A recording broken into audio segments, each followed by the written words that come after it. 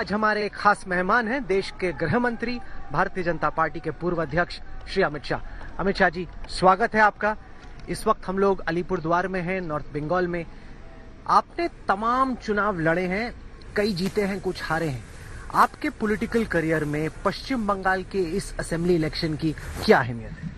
देखिए, मेरे political career को आप छोड़ दीजिए, देश के भविष्य के लिए भी पश्चिम बंगाल की बहुत महत्वपूर्ण चुनाव है, क्योंकि पश्चिम बंगाल नॉर्थ ईस्ट का एंट्री है और देश के सीमाएं भी यहाँ पर लगी हुई हैं। अगर यहाँ पर घुसपैठ रोकने वाली सरकार नहीं बनती है तो देश की सुरक्षा के लिए एक बहुत बड़ा खतरा है। दूसरी चीज, 2077 से यहाँ पर एक प्रकार से असंतोष के भाव से ही सरकारें चली हैं। भारत सरकार के साथ कोऑपरेट नहीं करना, कलकत्ता बनाम दिल्ली की एक लड़ाई शुरू करना और बंगाल के विकास को रोकना।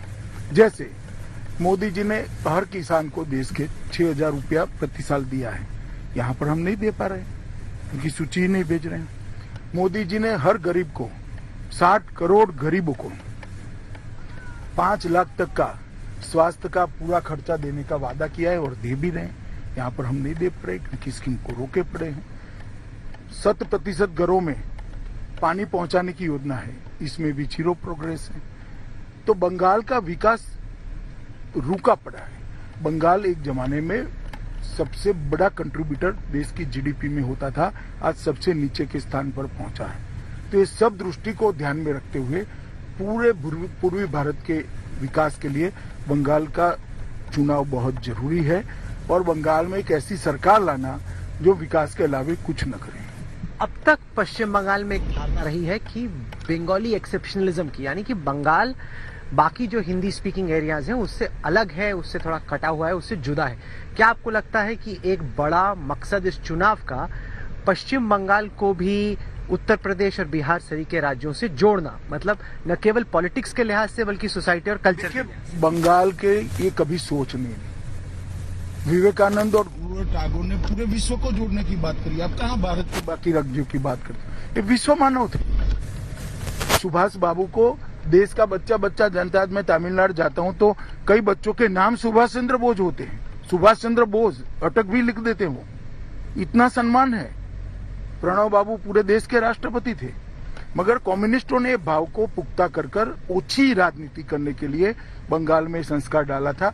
मुझे लगता है बंगाल अब जागरूक हो चुका है और इस बार परिवर्तन होने जा रहा है। पश्चिम बंगाल के चुनाव को जीतने के लिए तृणमूल को माइनॉरिटी कम्युनिटी का मेजॉरिटी जीतना है और मेजॉरिटी का माइनॉरिटी।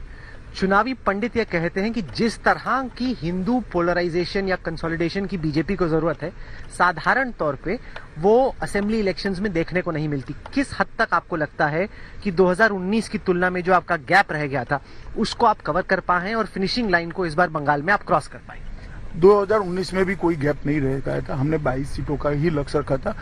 ऑलमोस्ट 21 सीट हम जीते थे, जीते 18, मगर 2-3 सीटें बहुत कम मार्जिन से गई थी।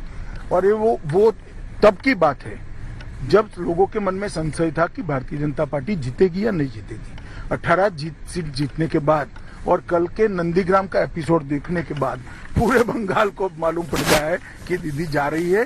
दीदी खुद विधानसभा का चुनाव हार रही है और प्रथम 2 चरण में 50 से ज्यादा सीट जीतकर एक बहुत बड़ा रिकॉर्ड बनाने जा रहा है।